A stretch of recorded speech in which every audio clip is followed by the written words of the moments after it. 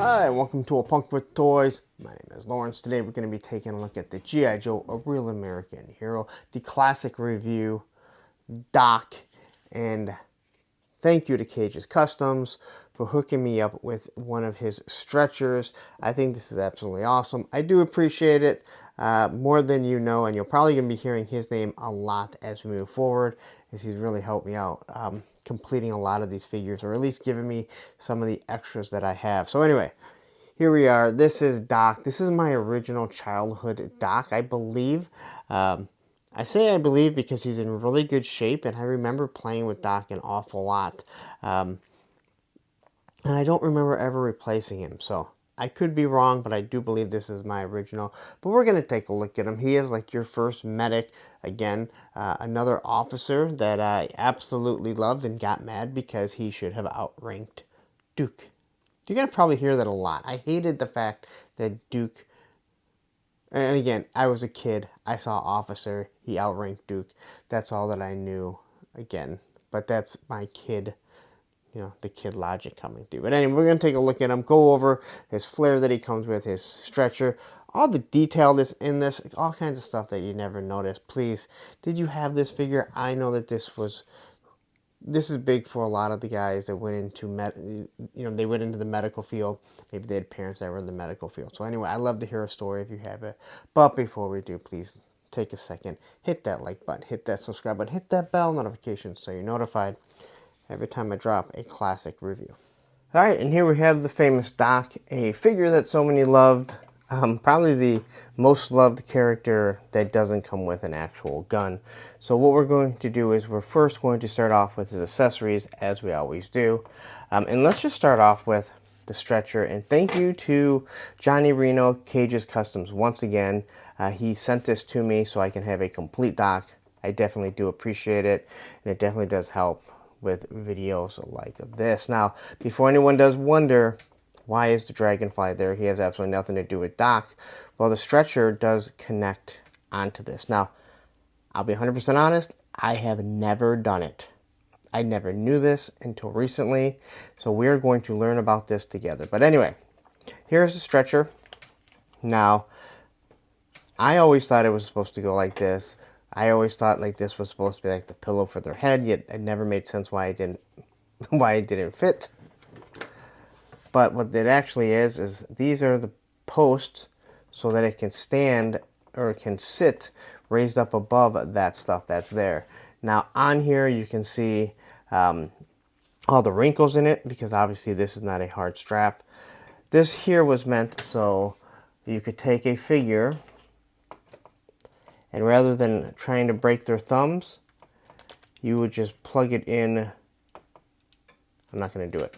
But you plug it in around their wrist. He has big things around it. And this thing is old, so. But you kind of just plug it in. I don't know why I'm so determined to do this. But you do it like this. And this is how you would carry the figure. Now let's get that off before that breaks. If you're going to do that, I would recommend heating it up. So that is how these things were actually meant to be carried, so you didn't break the thumbs. On the inside here, we have a med pack. We got a couple flares. And then we get 4 little pouches, and once again we see all the wrinkles through it, so you know that this is not something that's supposed to be super soft. I mean super hard. It's actually supposed to be soft. Again, that is how it sits, so you can actually take, let's say, Ace, and you're going to lay him like that. Ace, you're going to be alright. As for his weapon, it is a flare gun. So you got a big flare there. This thing, it was always small enough that you never had to worry about it breaking the thumb. As you could see, I loved having anything with a strap or a sling. Unfortunately, it doesn't ever want to stay on. And then this thing did not stay up by itself. So he was always kneeled, and then that's how he had to fire it off. All right, but looking at it here, you can see this is just going to kind of shoot off. It's just a nice little flare. And then just give you a little bit of detail going all the way down. All right. As for the figure, we'll pop off the helmet. It's a very unique helmet. And if you don't know, these are pill bottles. Now, I never realized that. Not until the classified version came out. Once again, one of the reasons why I'm looking over these again, is these things that I never saw before. So you have this strap here that is actually holding probably morphine pills right around there. The helmet is a similar design to the original, although they added they added to the earpieces just to make it look different. But when you look at it, the design is still the exact same. So technically it would probably fit anyone's, any of the Joes. All right, so here we have Doc, and he has no texture to his hair. So I always assumed he pretty much had a buzz cut, or very, not bald, but very thin cut there. He has his iconic green glasses. All right, so we have no eyes, painted. That's fine, but the glasses are just completely green. Mouth looks good, and again, these figures are molded. Like the face sculpt, they're molded in the color they're supposed to be. So there's never going to be any wear on them. All right. We have a nice white undershirt. Then we have the medic symbol right there on his chest. We see a few little pouches. Well, 2 pouches there, a pouch down there. What looks like maybe medicine in there. Nice collared shirt. Here we have the zipper. Again, this is a detail that I never noticed as a kid. When we look at his arms, you can tell this guy's been lifting a few things. He kind of has some muscles kind of bulging here. He has his rolled up sleeves. All right, down here on his belt, this is the type of belt I know we used to wear when we were skateboarding. It's that military style belt. A couple little pouches, and then you have your belt buckle. Now again, the one thing, and unfortunately I'm going to have to continue to complain about, is there's no belt loops like they had in the original. And it just kind of sucks that the original ones, and I'm talking about Series 1, had belt loops, and then they did away with them. All right, even down here, when you get down to the crotch, you can tell this is like one pant here. I'm just going to fold over where his little hole would be. And then you have 2 little pockets on the back. On the side here, I always thought this was a flare gun, as it looked like nothing else, and it made sense because if I remember correctly, Doc was also a pacifist. So here you have his leg strap, you have your little flare gun here. It almost looks like maybe that's supposed to be a flare that's in there, so if you need an extra one. On the side here, maybe these are 2 extra, yeah, these would be 2 extra flares, I think. So maybe that's not, or maybe this one in case. I don't really know. And then you go all the way down and you have the pants that are covering the boot, which I always liked as a skateboarder. It kind of looks better. And you can kind of see the boot just kind of sticking out. Small little heel, obviously the peg right back down there. All right. Obviously there, he has the hole so you can unscrew them if you need to take them around or customize them. As for his articulation, head only turns side to side. They do not bend it down yet. T-pose. Swivel arm battle grip, just over 90-degree bend right there. Again, these shoulders are awesome. Never going to have a problem getting a T-pose with any of the O-ring figures. In the O-ring here, he can look up and down, side to side. There is his Jean-Claude Van Damme. Some of them will have it better, depending on how the weight or how the crotch is actually designed. He can sit straight up, or can sit straight in an L, and then you have 90-degree legs right there. All right. Anytime you're doing something on camera, you will instantly have butterfingers, just so you know. All right. So as for this thing, as I said, I never knew about this. So I believe people said that this just was supposed to go straight across here.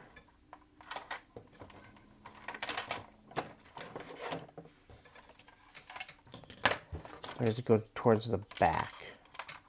I think the back would make more sense. That it fit right in between here. If I'm doing it wrong, please let me know. But the 2 pegs there fit perfectly in between, and this thing fits perfectly right there. So that's exactly, I think, how it's supposed to set. And now you would definitely need some rubber bands. But we're going to throw Ace right there. I mean, he is pretty close to that gun. But again, we're talking about 1980s toys that design things that we didn't know. So get yourself a couple rubber bands. You can probably get away with one rubber band, let's be honest. And now you have a figure that is being stretchered out. Doc can be right up here. I don't think he wants to be right in front of that big old cannon. Probably doesn't want to be in front of the missiles either. As a matter of fact, probably looking at his gunner airborne going, don't you dare fire one of those missiles. Anyway, so there you got to see. This is the first time that I have ever done this. I never knew this. So anyway, and then like I mentioned earlier, this piece here should just slide in his hands nice and easily. And now he has his flare, so he can fire off his flare to make sure they can get here to help get Ace back to the back to the USS Flag. Once again, he's an Air Force pilot, not a Navy pilot. There you go. There's Doc, and he just fell over. All right, so there you have it. That is your Doc, your stretcher. Is it a flare gun? I love this figure. There's so much that I never noticed as a kid, including obviously the pill bottles that are right there on his helmet. And that's because of the classified. And I'll reiterate what I said before. There's so much that I have learned and noticed by just reviewing and comparing the O-rings to a lot of the classified that I thought that, hey, you know what? I have these figures. Let's go back. Let's review them. Let's see the love that was put into it by the designers and the makers of G.I. Joe, because honestly, God, there's so much stuff in here that we never see, or that I didn't see at least, because I was a kid and I was more worried about playing with the toys than actually seeing all the detail, even though we did see a lot of the detail. But anyway, tell me a story. If you had this, did you have to have them because your grandfather was a doc? Maybe your dad was. Who knows? Maybe your mom was a nurse and this was the closest thing you were going to get to having a medical or some sort of doctor, nurse in your G.I. Joe. But anyway, I'm going to get out of here. Please, if you like this type of content, and I know you do because you're watching, take a second, hit that like button, hit that subscribe button, hit that bell notification so you're notified every time I drop a video like this. Now, please don't go anywhere. What I'm going to do right up here is I'm going to leave you to a video. I think it's going to be the Sky Striker. Down here will be the playlist of all the classic reviews that I've done. Take care.